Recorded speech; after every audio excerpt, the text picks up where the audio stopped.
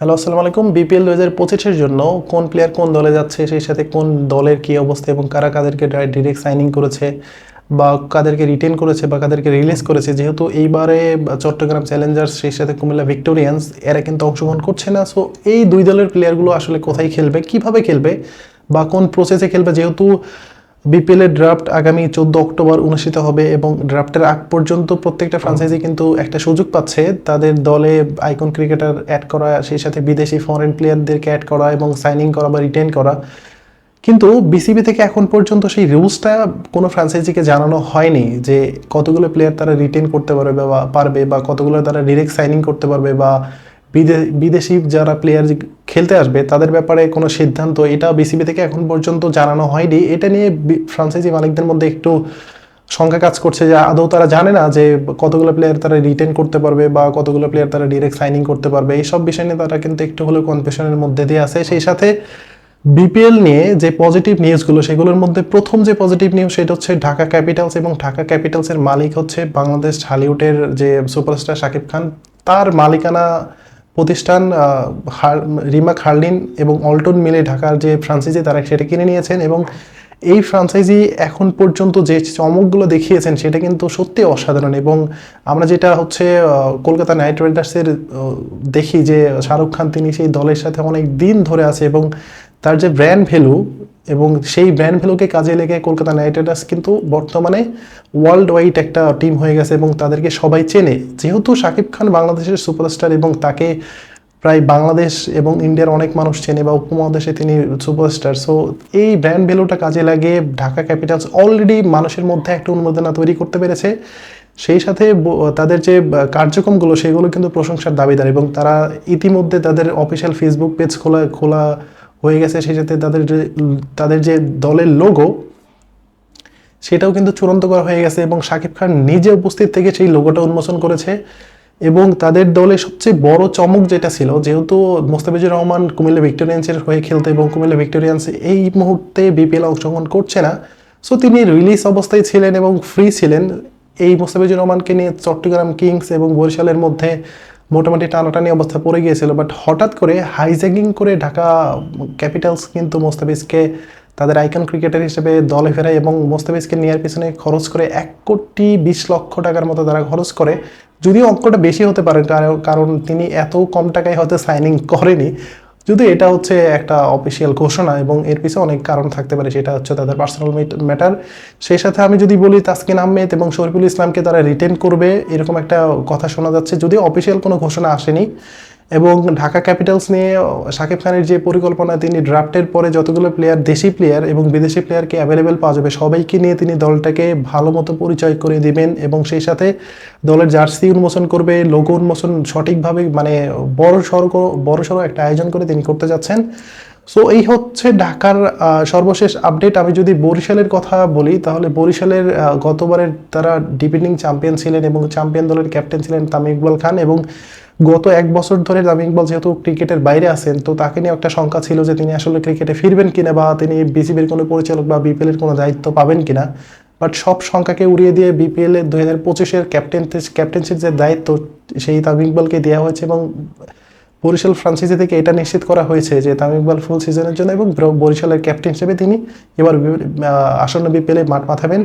সেই সাথে মুশফিকুর রহিম এবং মেহেদী হাসান মিরাজকে তারা রিটেন করেছেন। মাহমুদুল্লাহর ব্যাপারে এখন পর্যন্ত কোনো ধরনের নিউজ আমরা শুনতে পাইনি। সেই সাথে বিদেশিদের মধ্যে সর্বপ্রথম তারা সাইনিং করেছেন ফাহিম আশরাফকে, সেই সাথে ডেভিড মিলার, ডেভিড মালান বা কাইল মার্সের সাথেও তারা কথা অনেক দূর এগিয়ে নিয়ে গেছেন। সেই সাথে টম বন্টেনের কথা আমরা শুনতে পাচ্ছি, মোহাম্মদ নেওয়াজের কথা শুনতে পাচ্ছি, ইমাদ ওয়াসিমের কথা শুনতে পাচ্ছি। সো এগুলো এখন পর্যন্ত শুধুমাত্র খাতা কলমে আছে, অফিসিয়াল কোনো ঘোষণা এখনও আসেনি। সো বরিশালের এই টিমটাকে নিয়েও মানুষের মধ্যে অনেক উন্মাদনা সৃষ্টি হচ্ছে এবং বরিশালে এই মুহূর্তে যারা তামিম ইকবাল খান তাকে ক্যাপ্টেন করা হয়েছে, মুশফিকুর রহিম এবং মেহেদী হাসান মিরাজকে তারা রিটেন করেছে, সেই সাথে ডেভিড মিলার, কাইল মার্স এবং ফাহিম আশরাফকেও তারা ডিরেক্ট সাইনিং করেছেন। যদিও এখন পর্যন্ত তাদের দলে ওইরকমভাবে দেশি কোনো ক্রিকেটারকে আর দেখা যাচ্ছে না, বা তাদের ওই টার্গেটটা এখন পর্যন্ত গণমাধ্যমে তারা প্রকাশ করেনি। সো এটা তাদের একটা ট্যাকটিক্সের কারণেই হয়তো তারা প্রকাশ করছে না। সো এই হচ্ছে বরিশালের সর্বশেষ আপডেট। আমি যদি রংপুর রাইডার্সের কথা বলি,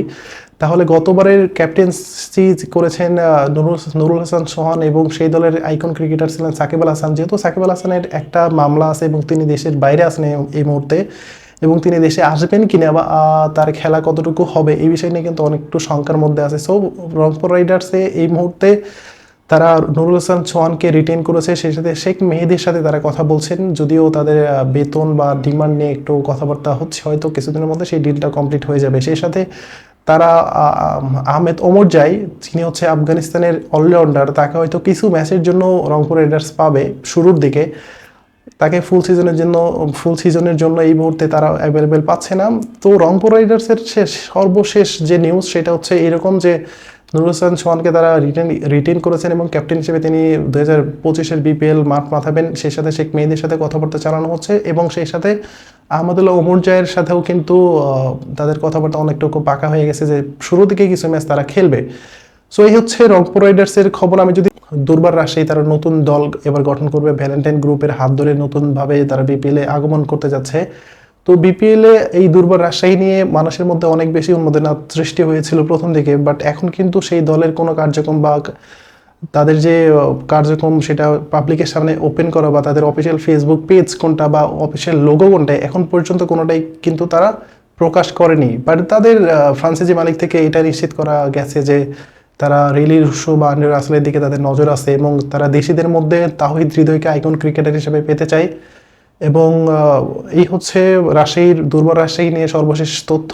সিলেট স্ট্রাইকারের কথা বলি। সিলেট স্ট্রাইকার এই মুহূর্তে বিপিএল এর, অর্থাৎ আসন্ন বিপিএল 2025-এর জন্য সবার আগে তারা দল নিশ্চিত করেছেন, কিন্তু এখন পর্যন্ত তাদের কোনো ওই রকমের বড় কোনো কার্যক্রম আমরা দেখি নাই। হয়তো কিছু গণমাধ্যমের প্রকাশ পাচ্ছে যে তানজিম হাসান সাকিব তাকে রিটেন করেছেন, সেই সাথে গত আসরে নাজমুল হাসান শান্ত বা মাশরাফি তারা খেলেছেন। এখন পর্যন্ত তাদের ব্যাপারে কোনো নিউজ আমরা পাইনি, এবং তাদের প্লেয়ার রিটেশন বা কোন কোন প্লেয়ারকে তারা সাইনিং করাবে বা কাদেরকে রিলিজ করবে এই বিষয়ে কিন্তু তারা কোনো ধরনের কোনো কথা বলেনি। যদিও তাদের মধ্যে একটি ইন্টারনাল একটু সমস্যা হচ্ছে, সেটা নিয়ে আমি একটু পরে কথা বলবো।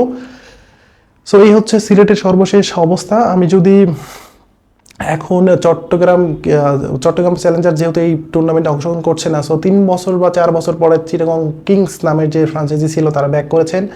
সো তাদের যে লক্ষ্য প্রথম, সেই লক্ষ্য হচ্ছে লিটন কুমার দাসকে দলে নেওয়া, এবং সেই সাথে তানজিদ তামিমকে তারা দলে নিতে চাচ্ছেন। সো এই হচ্ছে চট্টগ্রাম কিংসের সর্বশেষ আপডেট। আমি যদি খুলনা টাইগার্সের কথা বলি, তাহলে খুলনা টাইগার্স এই মুহূর্তে একদম মনে হয় ঘুমিয়ে আছে। তাদের কোনো সারা শব্দ আমরা পাচ্ছি না, কারণ তাদের ফেসবুক বলেন বা তাদের সোশ্যাল মিডিয়া বলেন বা যে কোনো সাইডে হোক বা গণমাধ্যমে হোক, কোথাও কিন্তু তাদের সবর উপস্থিতি পাওয়া যাচ্ছে না, এবং তারা কাদেরকে রিটেইন করবে। তাদের দলে গতবার এনামুল হক বিজয় খেলেছেন, সেই সাথে পাকিস্তানি কিছু ক্রিকেটার খেলেছেন। সো তাদের রিটেন করবে কিনা বা কাদেরকে তারা রেখে দেবে এই বিষয়ে কিন্তু কোনো ধরনের নিউজ আমরা পাচ্ছি না। সো এই হচ্ছে খুলনার সর্বশেষ অবস্থান। এবং বিপিএলে এই মুহূর্তে যেহেতু ড্রাফটের আর কিছুদিন বাকি আছে, অর্থাৎ 14 অক্টোবর ড্রাফটটা অনুষ্ঠিত হবে। সো ড্রাফটের আগে বিপিএলের সব ফ্রাঞ্চাইজি চেষ্টা করবে ভালো ভালো প্লেয়ার ডিরেক্ট সাইনিং করতে, বা বর্তমান যে বিদেশিরা আছে তারা যেহেতু বিভিন্ন লিগে খেলে থাকে, আইএল টি20 এবং এসএ টি20তে খেলবে। সো এই মুহূর্তে যারা অ্যাভেলেবেল আছে তাদের সাথে তারা কথাবার্তা চালিয়ে যাচ্ছেন, এবং সেই সাথে যে শঙ্কার কথাটা আমি শুরুতে বলেছিলাম, সাকিব আল হাসান এবং মাশরাফি বিন মুর্তজার জন্য এই টুর্নামেন্টে খেলাটা অনেক কঠিন হয়ে যাচ্ছে দিনকে দিন। কারণ সাকিব আল হাসান যেহেতু একটা মামলা অলরেডি তার নামে আছে, এবং তিনি দেশের মাটিতে এসে খেলতে চান, কিন্তু সরকার থেকে তাকে ওই রকমের গ্রিন সিগন্যাল এখনো পর্যন্ত দেওয়া হয়নি। সো বিপিএলে সাকিব আল হাসানকে নিয়ে যে আগে কারাকারি চলতো সেটা কিন্তু এই মুহূর্তে খুব একটা নেই বললেই চলে, কারণ সাকিব আল হাসানের খেলা নিয়ে এখন পর্যন্ত শঙ্কার মধ্যে আছে। আমি যদি মাশরাফি বিন মুর্তজার কথা বলি, তাহলে তার নামেও একটা মামলা ঢুকিয়ে দিয়েছে সিলেট স্ট্রাইকারের সাবেক মালিক গোলাম সারোয়ার চৌধুরী। তিনি বলেছেন মাশরাফি বিন মুর্তজা নাকি তাকে জোর করে সিলেটের একটা অংশ মালিকানা হিসেবে মাশরাফি বিন মুর্তজা চেয়েছিলেন।